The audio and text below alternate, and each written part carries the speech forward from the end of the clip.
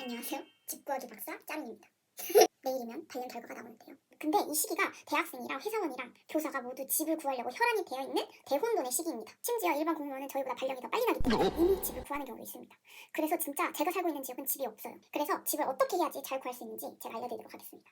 원래 각 잡고 제대로 찍고 싶었는데 어차피 정보를 얻으려고 보시는 거고 또 제가 각 잡고 찍다 보면은 기간을 못 맞출 것 같아서 그냥 대충 찍는 점 양해 바랍니다. 빠르게 가겠습니다. 일단 제 상태를 말씀드리자면 저는 경기도 외곽 지역으로 발령이 났고요. 안성입니다. 그리고 제가 갖고 있는 예산은 500만 원입니다. 대학생 때 살았던 자취방 보증금입니다. 그리고 저는 이 지역에 계속 살 생각입니다. 이동 생각 없음. 만약에 이동 생각이 있으면 그냥 대충 기간 채워서 살다가 관 외로 이동하면 되니까 이 영상이 굳이 안 필요할 것 같아요. 2월 11일 그러니까 오늘 발령 결과가 나오죠. 오늘 나오는 발령은요. 교육지원청이 정해지는 겁니다. 그러니까 안성교육지원청, 평택교육지원청 이런 장소가 정해집니다. 이 정보만 가지고서는 절대 집을 구할 수가 없어요. 학교랑 거리가 너무 멀면 안 되잖아요. 그래서 이때는 좀 기다려야 합니다. 조금 기다리면은 이제 그 교육지원청에서 땡땡 초등학교로 발령났다고 알려줄 거예요. 작년 기준으로 교육지원청 발표는 2월 7일 날 났고요. 초등학교 발표는 2월 8일 날 났습니다. 그러니까 조금만 기다리면 바로 초등학교 발령 결과가 나와요. 초등학교 발령 결과가 나왔는데 계속 뜸들이고 있으면은 마음에 안 드는 그 집 발사기 같은 집에서 돈을 많이 내고 사야 되기 때문에 바쁘게 움직이셔야 됩니다. 자, 그럼 이제 본격적으로 시작할 건데 이건 어디까지나 제가 살고 있는 지역 기준입니다. 그러니까 자기 지역에 맞춰서 주변 선배나 선생님들 이야기 꼭 들어보고 판단하시길 부탁드리겠습니다. 일단 제일 먼저 얻을 수 있는 집의 유형부터 알아보겠습니다. 얻을 수 있는 집의 유형에는 전세, 반전세, 월세 있겠는데요. 어차피 반전세는 전세랑 월세를 짬뽕시킨 거기 때문에 이거 전세 월세 듣고 나면은 어느 정도 감이 잡힐 테니 빼고 전세 월세만 이야기하겠습니다. 일단 월세는요. 다달이 돈을 내는 겁니다. 무턱대고 들어갔다가 돈이 없을 수도 있으니까 돈이 어느 정도 있다고 증명하기 위해서 보증금이 존재하는 거예요. 그래서 보증금을 내고 월세를 매달 내야 한다. 안성 시세는요. 원룸 기준으로 300에 30 정도, 그리고 투룸은 한 500에 30도 하는 것 같고요. 그리고 오피스텔까지 가면은 1000에 60까지도 나옵니다. 다음 전세. 전세는요. 한 번에 돈을 내고 들어가는 거예요. 안성 기준으로 4천에서 1억 정도로 다양합니다. 근데 이거는 어쩔 수 없는 게 집의 크기나 컨디션에 따라서 가격이 천차만별이에요. 당연히 5억 하는 집도 있겠지만 그냥 우리가 살 집은 그런 집이 아니니까 1억 정도로 봅시다.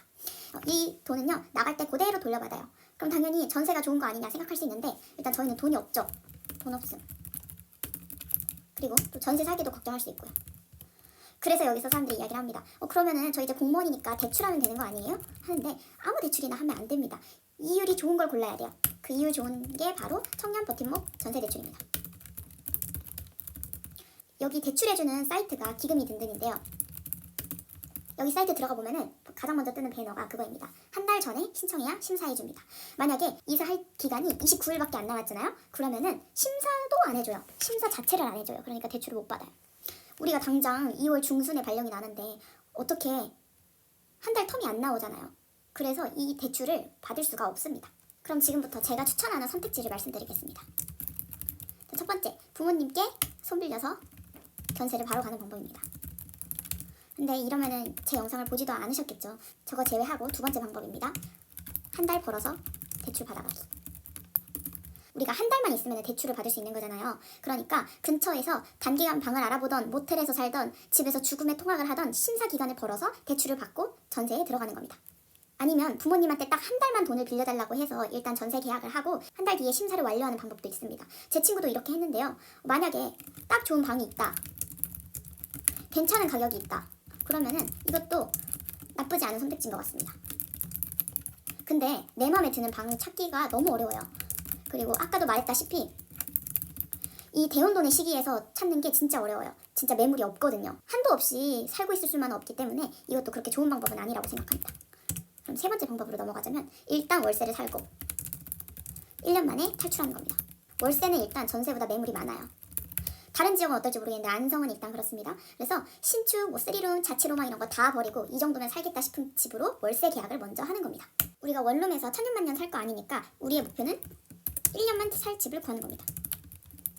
그래서 일단 살다가 12월쯤에 살살 다시 집을 보고 집을 갈아타는 겁니다. 월세에서 전세로. 월세가 전세보다 돈이 많이 나가는데 1년만 손해를 보는 거죠. 이 방법이 드는 돈은 최소화하면서 마음에 드는 집을 구할 수 있는 가장 좋은 방법이라고 생각합니다. 그래서 그러면 이제 집을 구하는 방법을 한번 가보겠습니다. 일단 그걸 아셔야 돼요. 부동산이 다 똑같은 부동산이 아닙니다.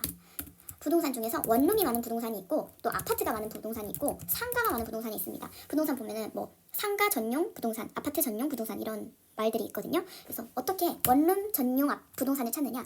네이버 직방 다방을 켜서 그 지역의 매물을 봐요. 그리고 원룸 매물을 유달리 많이 올려놓은 부동산이 있어요. 아무 부동산이나 연락하지 말고 그렇게 원룸 매물을 많이 올려놓은 부동산에 연락을 하는 게 좋습니다. 그래야 집을 한 번에 많이 보고 선택할 수 있어요. 혹시 안성 발령받게 되신다면 제가 계약한 부동산 공유해드리겠습니다. 따로 인스타로 연락주세요. 인스타 아이디는 이거입니다. 유튜브 보면 집을 급하게 계약하면 안 된다 이러는데 우리는 그럴 시간이 없어요. 급하게 계약할 수밖에 없어요. 그래서 제가 생각하기에 한 3개나 5개 보면 어느 정도 감이 잡힙니다. 원룸 기준 300이 35인데 깔끔하고 대충 살만하다 이러면 계약해도 될 것 같고요. 투룸 기준에 500에 50인데 깔끔해 보인다 하면은 그냥 계약해도 될 것 같습니다. 여기에다가 뿔만 5만 원 정도 차이는 날 수 있어요. 더 좋은 방 나오면 어떡해요? 이러시는데 더 안 좋은 방만 나올 가능성이 더 높아요. 근데 여기서 제가 막 진짜 더럽고 담배 쩐내 나고 뭐 주변 캄캄하고 녹물 나오고 위험하고 이런 곳을 막 계약하라는 게 아니라 곰팡이 없고 따뜻한 물 나오고 파손생 없고 그런데 벽지색이 이상하다, 신축이 아니다, 엘베가 없다 이런 기준 때문에 그 집을 포기하지 말라는 거예요. 저는요 이 집이 엘베도 없고 북향이고 그런데 대충 깔끔하고 넓어서 살기 좋은 것 같아서 그냥 계약했어요.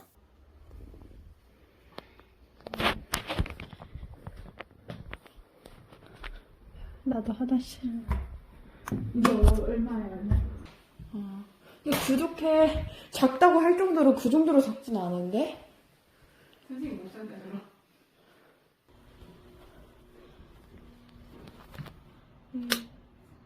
깨끗하네 도배. 그니까. 아까 깨끗했던 것 같아. 좋은데? 저희의 목표는 다시 기억해보자면 일단 1년만 살 집을 구하는 거기 때문입니다. 우리는 돈을 모아서 전세로 가야 합니다.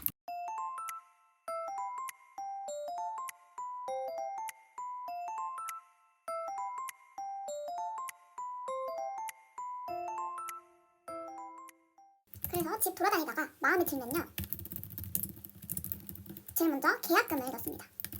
계약금은 20만 원이나 30만 원 또는 그 집의 한 달치 월세 정도 됩니다. 이 계약금은요. 이제 내가 이 집 살고 싶어요 찜 하는 거예요. 만약에 이 계약금을 넣었다가 안 할래요 라고 하면은 이 계약금은 포기해야 됩니다. 날리는 거예요. 그리고서 나중에 집 들어가는 날 나머지 보증금이랑 그 달 월세를 내고 들어갑니다. 그러니까 500에 50인 집이 있어요. 그러면은 계약금으로 50만 원을 냈죠. 그 다음에 집 들어가는 날에 나머지 보증금 450에다가 월세 50을 내고 들어가는 거예요. 정말 섣불리 계약하면 안 되는 거에 저도 동의해요. 짜롱이가 빨리 정하라 했어 하고 급하게 집을 계약하진 않으셨으면 좋겠어요. 여러 부동산에 연락해봤는데 다 매물이 있다고 하는데 짜롱이가 빨리 계약하라 그랬어 하고 급하게 계약하라는 게 아니에요. 작년에는 이런 상황이었는데 올해는 또 달라질 수도 있거든요. 어디까지나 작년에 제가 직구했을 때 기준의 이야기니까 여러 부동산에 연락해보시고 매물이 꽤 있는데 싶으면 그렇게 급하게 안 하셔도 되고요. 이곳저곳 다 요즘 매물이 없어요 진짜 없어요 하고 집을 보여줄 집도 없다 그러고 진짜로 집을 몇 개 안 보여준다 하면 진짜 없는 거거든요. 그러면 급하게 하셔야 돼요. 알아서 감 보고서 완급 조절을 해주시길 바랍니다. 있는데 안 보여주진 않아요. 안 보여주면 진짜 없는 거예요. 자, 그래서 월세집까지 들어왔으면 반은 성공한 겁니다. 이제 그 월세집에서 3월에서 내년 1월까지 악착같이 돈을 모으시면 됩니다.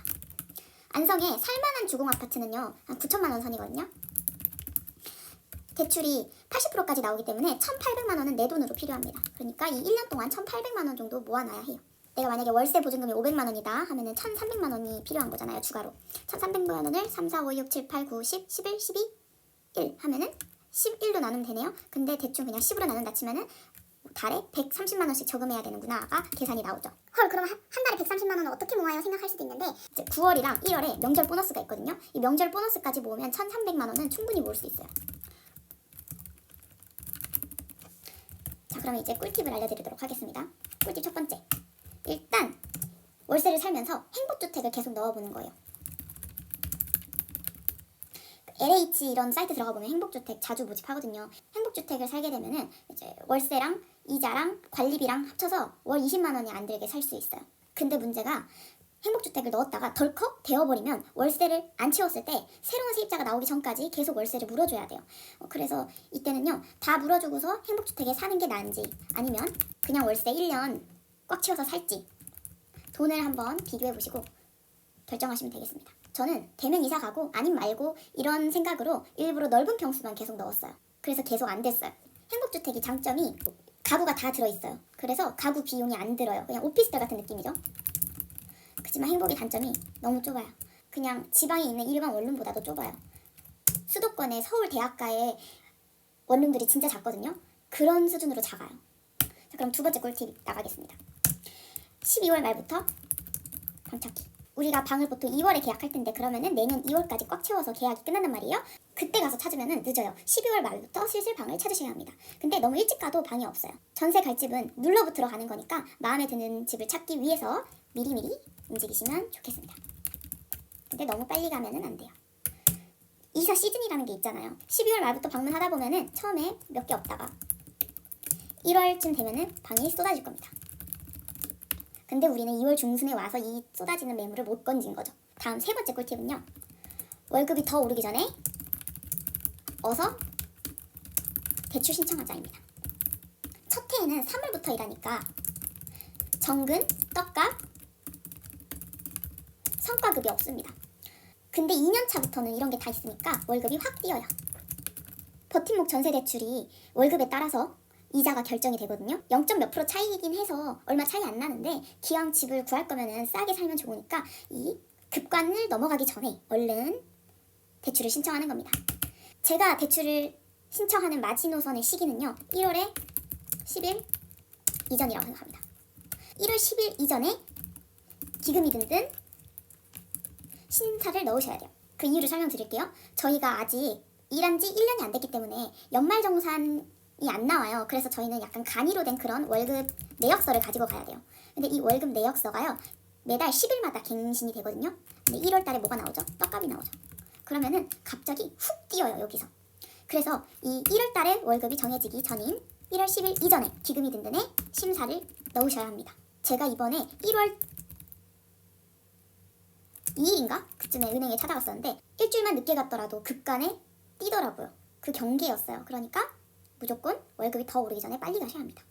근데 이게 작년 월급 기준이어서 또 올해 정해진 그 호봉과 중위소득과 이런 게 달라지는 거에 따라서 이야기가 달라질 수도 있어요. 어디까지나 작년 기준입니다. 그 다음 네 번째 꿀팁입니다. 이 1년간 전세 자금 모의 1년간은 공격적인 투자와 지나친 저축, 지양하기. 제가 아까 신규 때 한 1,300 정도 모아야 된다고 했는데 더 예쁜 집, 리모델링 된 집을 들어가고 싶거나 아니면 또 가구도 이것저것 살려면 한 2,000까지도 필요해요. 근데 만약에 너무 교직원 공제에 많이 넣어두거나 공격적인 투자를 해서 돈을 잃어버리면 이 전세금 마련이 안 되잖아요. 그래서 이 1년 동안만 살인다고 해야 되나요? CMA 통장이나 1년짜리 적금 2년, 3년짜리 적금 말고 1년짜리 적금 들어서 이제 전세 시즌에 융통 가능하게끔 만들어 놓는 게 중요하겠습니다. 청년 도약 저축인가? 적금인가? 그거 어차피 1년차 교사는 그게 안 되긴 한데 그런 것처럼 긴 적금에 넣어 놓지 않아야 합니다. 교직원 공제에도 그냥 전 3만 원만 했어요. 그 다음 꿀팁입니다. 만약에 내가 들어가고 싶은 집에 20%만큼 전세금이 못 모았어. 전세금 부족! 당황하지 마세요. 저희한테는 교직원 공제가 있습니다. 교직원 공제 사이트 들어가 보면 조금 더 자세하게 확인할 수 있는데요. 이 교직원 공제에는요. 교사에게 대출을 해주는 그런 서비스입니다. 돈을 얼마나 넣어놨냐와 상관없이 그냥 교직원 공제에 매달 들고만 있으면 회원이기만 하면 회원이라고 하나요? 어쨌든 돈을 빌려줍니다. 다른 대출들은요. 한 집에 대해서 여러 가지 대출을 받을 수가 없어요. 제2금융권, 3금융권 이렇게 넘어가면 모를까 한 집에 대해서 여러 대출을 받을 수가 없는데 이 교직원 공제는 특이하게 대출이 아니라 대여로 잡힙니다. 그래서 내가 청년 버팀목 전세 대출을 받고서 부족한 돈이 있을 때 여기서 빌릴 수가 있어요. 근데 금리가 그렇게 싼 편은 아니에요. 그렇지만 얘가 중도 상환 수수료가 없어요. 그러니까 중간에 갚아버려도 괜찮다는 거죠. 만약에 우리가 돈이 부족해봤자 한 200?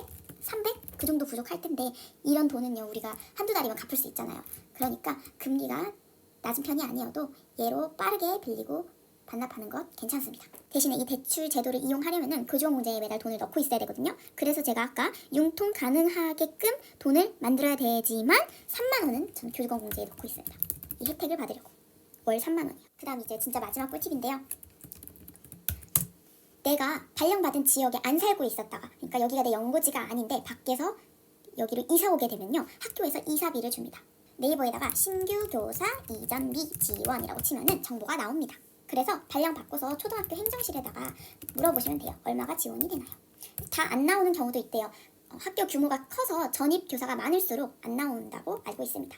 그래서 저도 이게 걱정돼서 이삿짐 아저씨랑 엄청 싸웠거든요. 그래서 5만 원이라도 막 깎으려고 바닥바닥 그랬는데 악착까지 얻어냈는데 생각보다 예산이 널널해서 좀 황당했습니다. 그리고 마지막으로 하나 더 꿀팁을 이야기하자면, 전에 대학 시절 때 자취를 하다가 이사를 오는 상황에는 별로 짐이 그렇게 많지 않잖아요. 그때는 포장 이사를 하면 비싸니까 반포장 이사를 하는 방법도 있습니다. 네이버에다가 이사 박스 대여라고 치시면 업체가 나옵니다.